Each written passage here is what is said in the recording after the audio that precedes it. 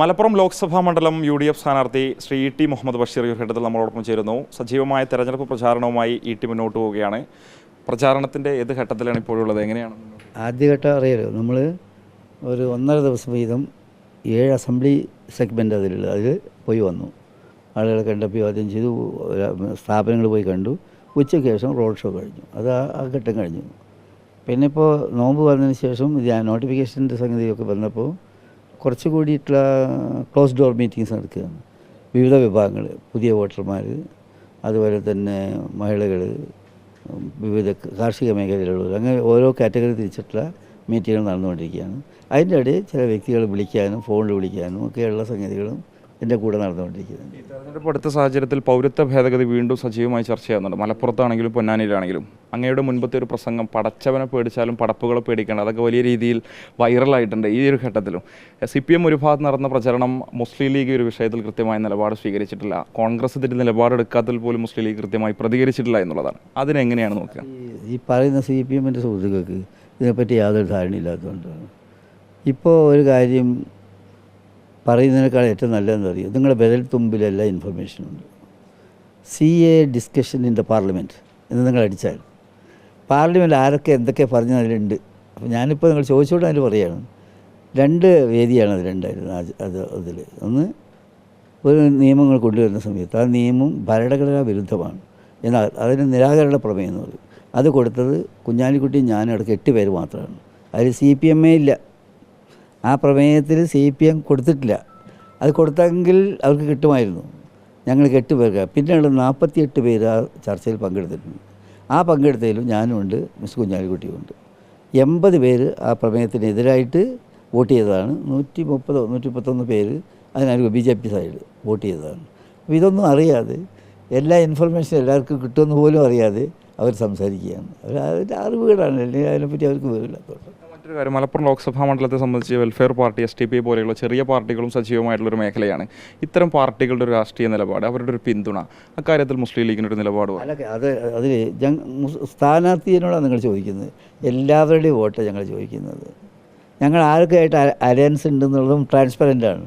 അതിൽ വേറെ മറവൊന്നുമില്ല. അതിൽ പ്രത്യേക വ്യാഖ്യാനത്തിൻ്റെ കാര്യമില്ല. CPMനെ സംബന്ധിച്ച് CPM എല്ലാ കാലത്തും ജമാഅത്ത് ഇസ്ലാമിക്കെതിരെ വിമർശനം ഉന്നയിക്കാറുണ്ട്. പക്ഷേ ഈ തെരഞ്ഞെടുപ്പ് വരുമ്പോൾ അവർ ജമാഅത്ത് ഇസ്ലാമിൻ്റെ വോട്ടും വേണമെന്നൊക്കെ പറയുന്നുണ്ട്. ഞങ്ങളെ സംബന്ധിച്ചിടത്തോളം കാര്യം ഞാൻ പറഞ്ഞു, അവർ ഈ കാര്യത്തിൽ അവർ ഓരോ കാലഘട്ടത്തിൽ അവരുടെ അവസരവാദപരമായിട്ട് സമീപനം എടുക്കാറുണ്ട്. അതിലൊന്നും നമുക്ക് പറയേണ്ട കാര്യമില്ല. ആസ് എ കാൻഡിഡേറ്റ് ഞാൻ പറയുന്നത് എല്ലാ ജനവിഭാഗത്തിൻ്റെയും വോട്ടുകൾ ഞങ്ങൾ അഭ്യർത്ഥിച്ചുകൊണ്ടിരിക്കുകയാണ്. അത് അതിനെപ്പറ്റി പറയേണ്ട കാര്യമുള്ളൂ. ഞങ്ങളൊരു മുന്നണിയുണ്ട്. ആ മുന്നണി വളരെ ട്രാൻസ്പെറൻ്റാണ്. അതിൽ ഏതെല്ലാം ഘടകകക്ഷികളുള്ളത് നിങ്ങൾക്ക് എല്ലാവർക്കും അറിയാവുന്ന കാര്യമാണ്. പിന്നെ ആവർത്തിച്ച് പറയേണ്ട കാര്യമില്ല. ഏറ്റവും പുതിയൊരു വിവരം, പൗരത്വ ഭേദഗതി വിഷയത്തിൽ CPM കോഴിക്കോട് ഒരു പരിപാടി സംഘടിപ്പിക്കുന്നുണ്ട്, ഭരണഘടനാ സംരക്ഷണ സമിതി. നേരത്തെ സിവിൽ കോഡിലൊക്കെ അതുപോലെ സംഘടിപ്പിച്ചു. അപ്പോൾ സംയുക്തമായൊരു പരിപാടിയിലേക്ക് മുസ്ലിം ലീഗിനെ ക്ഷണിച്ചു കഴിഞ്ഞാൽ അതെല്ലാം ആവശ്യമില്ലാത്ത സംഗതികളാണ്. നിങ്ങൾക്ക് തെരഞ്ഞെടുപ്പിൻ്റെ സമയത്ത് വേണ്ടതൊരു വാർത്തയാണ്. ഞങ്ങൾ ആവശ്യമില്ലാത്ത വാർത്തയിലേക്ക് ഞങ്ങൾ കയറാൻ ഉദ്ദേശിക്കുന്നില്ല. അങ്ങനെയല്ല അതിൽ മതേതരത്വം മറ്റേ അറിയില്ല. നിങ്ങൾക്കറിയാം ഇതിൽ ചെയ്യേണ്ട കാര്യം, CAൻ്റെ കാര്യത്തിൽ ചെയ്യേണ്ട കാര്യം എന്താണ്? ഒന്ന്, ഇത് കൊണ്ടുവന്ന നിയമനിർമ്മാണ സഭയിൽ അതിന് ഒബ്ജക്റ്റ് ചെയ്യുക. 2, കോടതിയിൽ ഒബ്ജക്റ്റ് ചെയ്യുക. ഞങ്ങളെ സംബന്ധിച്ചിടത്തോളം ഞങ്ങൾ കോടതിയിൽ ആദ്യമായിട്ട് തന്നെ ഇതിനെതിരായിട്ട് ഹർജി കൊടുത്ത പാർട്ടിയിൽപ്പെട്ട ആൾ. മാത്രമല്ല, ഇപ്പോൾ ഈ നോട്ടിഫിക്കേഷൻ വന്നില്ലേ, നോട്ടിഫിക്കേഷൻ വന്നപ്പോൾ ആദ്യം അതിനെ ക്വസ്റ്റ്യൻ ചെയ്തതാണ്. ഇവർ ഈ പറയുന്ന എല്ലാം തന്നെ വ്യാജമായ കഥകളാണ്.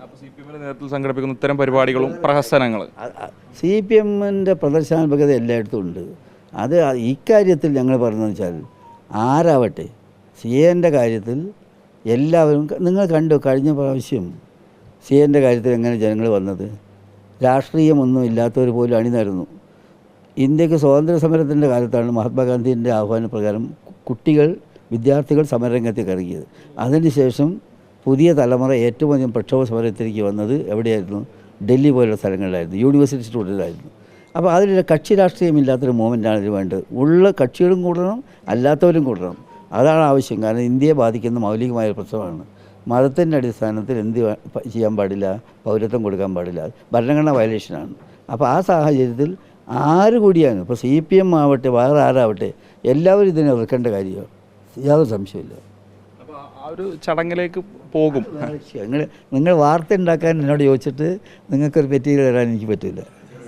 Thank you very much. തീർച്ചയായും അത് തന്നെയാണ്. ഈ ഒരു ഘട്ടത്തിൽ പൗരത്വ ഭേദഗതി ഉൾപ്പെടെയുള്ള വിഷയങ്ങളിൽ സജീവമായി ആ രീതിയിൽ പ്രവർത്തിക്കുന്ന മുസ്ലിം ലീഗ് ആണ് തന്നെയാണ് ദേശീയ ഓർഗനൈസിംഗ് സെക്രട്ടറിയും മലപ്പുറത്തെ UDF സ്ഥാനാർത്ഥി കൂടിയായ ET Muhammad Basheer reporter TV യോട് പ്രതികരിക്കുന്നത്. വിജിത്തൂർ കടവിനൊപ്പം reporter Mubashir P Akbar in reporter Malappuram.